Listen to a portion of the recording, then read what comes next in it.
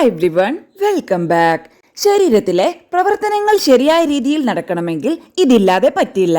അതായത് പ്രോട്ടീൻ. പരുക്കുകൾക്കോ വ്യായാമത്തിനോ ശേഷം ശരീരകലകൾക്കുണ്ടാകുന്ന കേടുപാടുകൾ പരിഹരിക്കാനും ശരീരകലകളുടെ വളർച്ചയ്ക്കും പ്രോട്ടീൻ സഹായിക്കുന്നു. ദഹനവും മെറ്റബോളിസവും ഉൾപ്പെടെയുള്ള ജൈവരാസപ്രവർത്തനങ്ങൾക്കും പ്രോട്ടീൻ ആവശ്യമാണ്.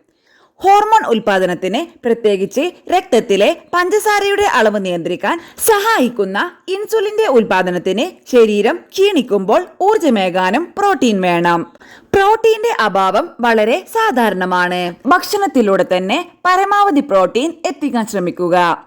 ആവശ്യത്തിന് പ്രോട്ടീൻ ലഭിക്കാതെ വരുമ്പോൾ ഭക്ഷണ നിയന്ത്രണമുണ്ടെങ്കിൽ പ്രോട്ടീൻ കൂടുതൽ ആവശ്യമുള്ള അവസ്ഥകളിൽ, അതായത് ഗർഭകാലം, രോഗമുക്തിയുടെ കാലം എല്ലാം പ്രോട്ടീന്റെ അഭാവം വരാം. ഭക്ഷണം ശ്രദ്ധയോടെ പ്ലാൻ ചെയ്യാത്തവർക്കും സസ്യാഹാരികൾക്കും അതുപോലെ ചില രോഗാവസ്ഥയിലുള്ളവർക്കും പ്രോട്ടീൻ ഡെഫിഷ്യൻസി ഉണ്ടാകാം. ആവശ്യത്തിന് പ്രോട്ടീൻ ശരീരത്തിൽ എത്തിയില്ലെങ്കിൽ ചില ലക്ഷണങ്ങൾ ശരീരം പ്രകടിപ്പിക്കും. പ്രോട്ടീൻ ഡെഫിഷ്യൻസിയുടെ തീവ്രതയനുസരിച്ച് ലക്ഷണങ്ങളും വ്യത്യാസപ്പെടും. നീർവീക്കം. കാലുകളിലും ഉദരത്തിലും വീക്കമുണ്ടാകുന്ന അവസ്ഥയാണിത്.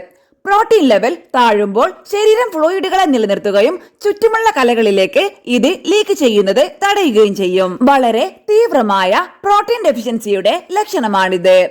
അതുപോലെ ആവശ്യത്തിന് പ്രോട്ടീൻ ലഭ്യമല്ലെങ്കിൽ അത് മസിൽ മാസും പേശീബലവും നഷ്ടപ്പെടാൻ കാരണമാകും. ശാരീരിക പ്രവൃത്തികൾ ചെയ്യാൻ കൂടുതൽ പ്രയാസമാകും. ചെറിയ അളവിലെ പ്രോട്ടീന്റെ അഭാവം പോലും പേശിക്ഷയത്തിന്, പ്രത്യേകിച്ച് പ്രായമായവരിൽ കാരണമാകും. രോഗപ്രതിരോധ ശേഷി കുറയുക. പ്രോട്ടീന്റെ അഭാവം രോഗപ്രതിരോധ ശേഷി കുറയ്ക്കാം. അണുബാധകളും രോഗവും എളുപ്പത്തിൽ പിടിപെടാൻ ഇത് കാരണമാകും. ആവശ്യമുള്ളത്ര ആന്റിബോഡി ഇല്ലാത്തതിനാലാണ് രോഗങ്ങൾ വരുന്നത്. തലമുടി, ചർമ്മം, നഖങ്ങൾ ഇവയ്ക്ക് പ്രശ്നങ്ങൾ. മുടി കൊഴിയുക, നഖങ്ങൾ വിണ്ടു കീറുക, ചർമ്മം വരളുക, ഇതെല്ലാം പ്രോട്ടീൻ ഡെഫിഷ്യൻസി കൊണ്ടുണ്ടാകാം. ഈ കലകളുടെയെല്ലാം ആരോഗ്യം നിലനിർത്താൻ പ്രോട്ടീൻ ആവശ്യമാണ്.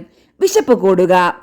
ഏറെ നേരം വയറ് നിറഞ്ഞ തോന്നലുണ്ടാക്കാൻ പ്രോട്ടീൻ സഹായിക്കും. കുറച്ച് കാലറി മാത്രം ശരീരത്തിലെത്താനും ശരീരഭാരം കുറയ്ക്കാനും ഇത് സഹായിക്കും.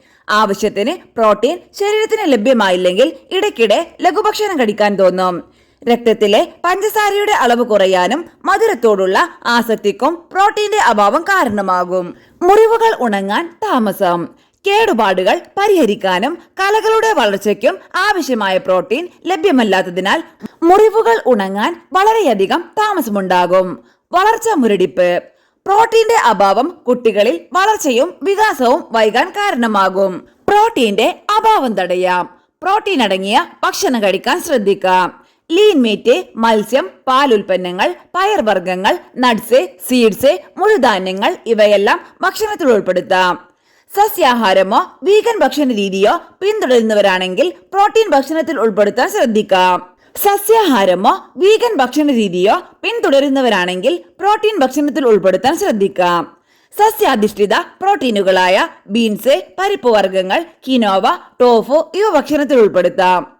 പ്രോട്ടീൻ ധാരാളമടങ്ങിയ ലഘുഭക്ഷണങ്ങൾ കഴിക്കാം. ഗ്രീക്ക് യോഗട്ട്, പാൽക്കട്ടി, നട്ട്സ് ഇവയെല്ലാം പ്രോട്ടീൻ ലഭ്യമാകാൻ സഹായിക്കും. പ്രായം, ലിംഗം, ആക്ടിവിറ്റി ലെവൽ, ആരോഗ്യാവസ്ഥ ഇവയെല്ലാം അനുസരിച്ച് ദിവസവും ആവശ്യമായ പ്രോട്ടീന്റെ അളവ് വ്യത്യാസപ്പെടാം. പ്രോട്ടീന്റെ അഭാവം ഉണ്ട് എന്ന് തോന്നുകയാണെങ്കിൽ വിദഗ്ധ നിർദ്ദേശമനുസരിച്ച് ആവശ്യമായ മാറ്റങ്ങൾ ഭക്ഷണത്തിൽ കൊണ്ടുവരേണ്ടതാണ്.